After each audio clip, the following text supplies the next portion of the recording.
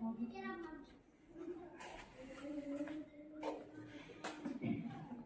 Evening to all of you.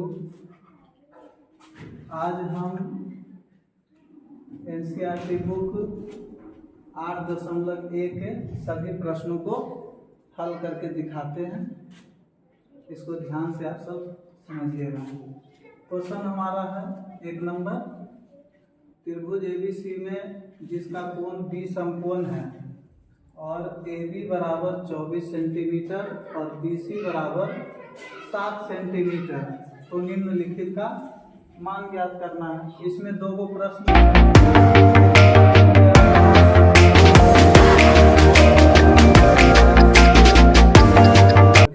दिखाते हैं। यहाँ इसका ग्राफ है। त्रिभुज समकोण त्रिभुज है। समकोण की सामने की भुजा को कर्ण कहते हैं। अब यहाँ पे ध्यान रखना है कि जिसको कर्ण टच करता है उसको आधार मानते हैं, और जिसको मान लो कि यहाँ पे ये आधार हो गया, कर्ण इसको टच कर रहा तो ये आधार हो गया, यहाँ थीटा हो गया, तो थीटा के जो सम्मुख होगा उसको लंब बोलते हैं। आधार को हम ए से सूचित करते हैं और लंब को एल से। तो इसमें तो हाइपोटेनस कर्ण है ही नहीं, तो कर्ण निकालते हैं। ठीक, राइट एंगल त्रिभुज एबीसी में पाइथागोरस परिमेय से, पाइथागोरस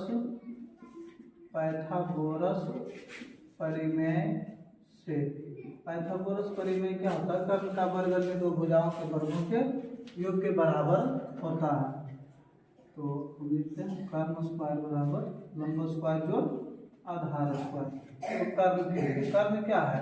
कर्ण भुजा देखो AC है, तो यहाँ पे AC ही निकालना है, तो स्क्वायर इधर से हटा देते हैं। AC बराबर क्या हो गया? AB square plus BC square का अंडर रूट। ठीक है ना? चलिए आते हैं यहाँ से AB के लिए कितना सेंटीमीटर है?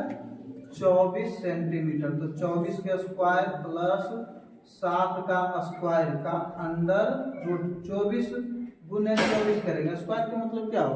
24 गुने 24 करेंगे कितना?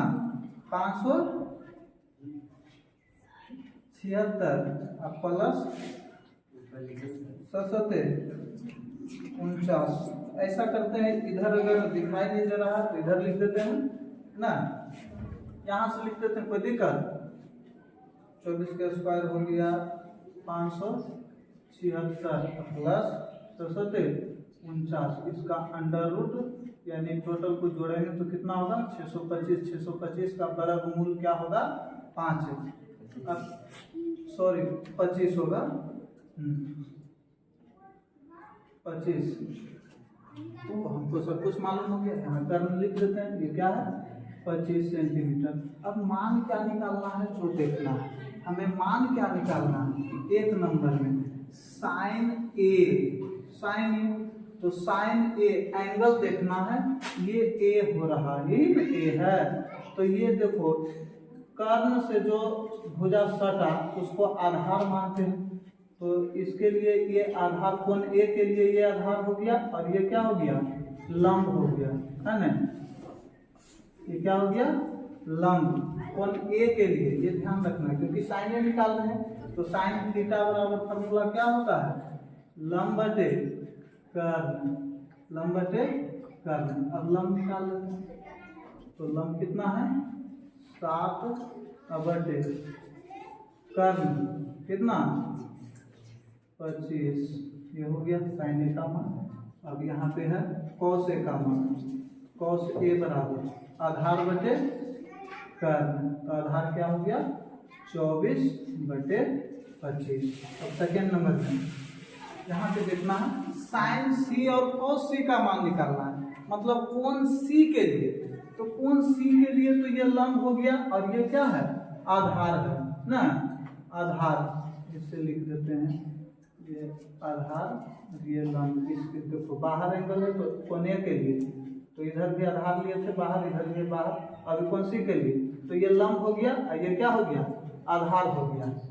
अब यहाँ पे फॉर्मूला नहीं तो गलत बदलता है।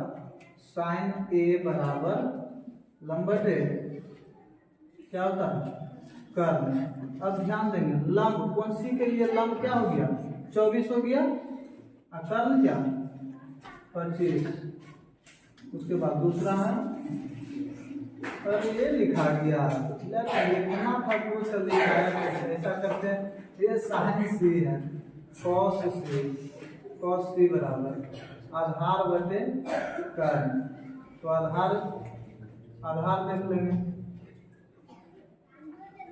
इसका आधार 7 हो गया और कर्ण 25।